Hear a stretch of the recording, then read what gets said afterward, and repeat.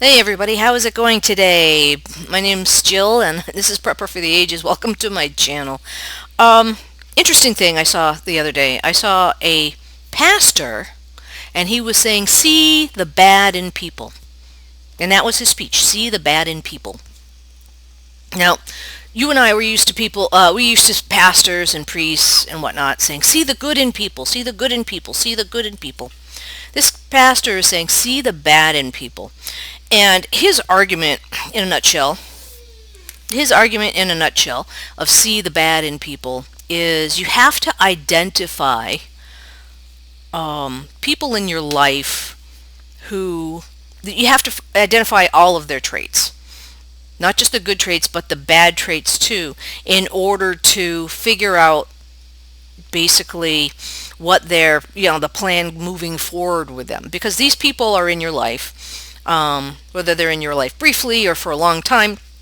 You have to identify the bad traits, because if you don't identify the bad traits, that will, it's something that will come back to bite you.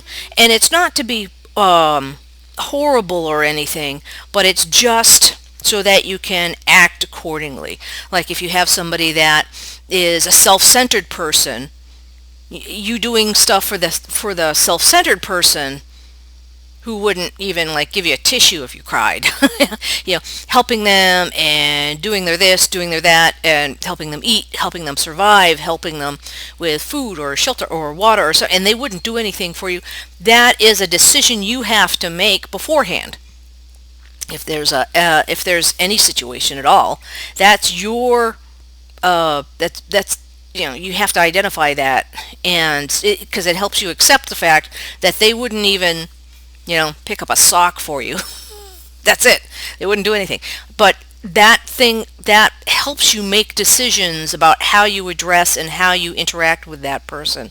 And the reason why I say that is because for people new to prepping, there's something they call MAGs. They're mutual assistance groups, and we have our thing is, if society breaks down and if things happen, we form into like a close-knit group, a familial, either a family group or a familial type group, that it's mutual assistance on everyday things, everyday assistances, from big to small. And what we are looking for is people that will help us out and do a good give and take. So if you're doing that, if you identify people's bad traits as well as their good traits, then you have a good informational system. Like, if you start with your family unit, they're good, they're helpful, they're not good, they're not helpful, they're not truthful. That person lies all the time. They lie to lie. They just lie all the time. You can't trust them to you can't trust them that they went out and did the thing. They went out and scouted. They went out and got food. You would come back to camp and all the food would be eaten. They're like, oh, I don't know. So you have to. It's one of those things that is helpful. I just say identifying people's bad traits, just in general, is is helpful in establishing a mutual assistance group, or just your neighbor or a friend, or it's people that identifying people, then you know their weaknesses and you can account for it. So you wouldn't put somebody that is gonna, be commanding, you do this, you do that, you do this, you do that, and I'm gonna sit back here and do nothing. As soon as you go, okay, you do this. No, I'm not doing that. I'm too smart to do that. Everybody else has to do that. No.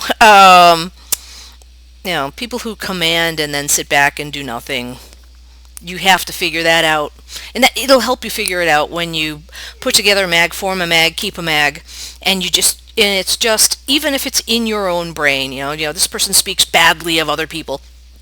I don't want you to do that, but I do want you to bring to the forefront of your brain and just ID the foibles, the negatives, the bad things about people.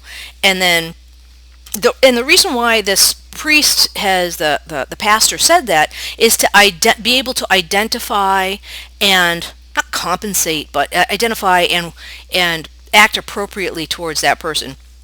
You wouldn't want somebody that backbites somebody else to know, critical or personal pieces of information, because they're just going to go and use it as a weapon against either you or everybody else. But yeah, yeah, it's this pastor is saying that it's okay. It's okay to, at least in your brain, come to the conclusion, at least put, you know, in your brain, put the labels, the bad things about people in your brain, and so that you're not either putting yourself out there exposed to that other person or putting somebody else out there exposed to that person, and you can let's just say for better communication and interaction purposes. But yeah, I just thought that was interesting, and it was just a simple thing to do. And the pastor, I don't know if it's the pastor said it, it's okay, but it's more along the lines of get to know who you're dealing with and what you're dealing with, to improve your interactions and improve either your life or your communication skills. So anyway, so that was a very interesting thing that I thought that he said, and I'm like, well, yeah. I mean, as I was when I was a kid, and the pastor was up there at the podium, he's like, oh, the good in people, the good in people, people are good, the good in people. But now I'm like, yeah. Also, it's just identifying either their shortcomings or identifying the bad in people will also help you get in life. And that's something I learned later on in life. That's something people learn later on in life, that you also have to figure out the bad in people and work with that. You work with what you have, not with what you want. Okay. All right. That's my little speech or identifying thing for now. It's got me. It was a truth, and it's a truth, bomb, that just somebody just placed in front of me. I was like, oh, yeah. But yeah, and I'm hoping that not only helps me, helps you guys and other people as well. All right. Okay, back to work. Back to work today. It's Friday, the 24th of April, and I'm hoping everything in the world gets better. Okay. All right. Hey, hope this finds you well. Take care. Bye.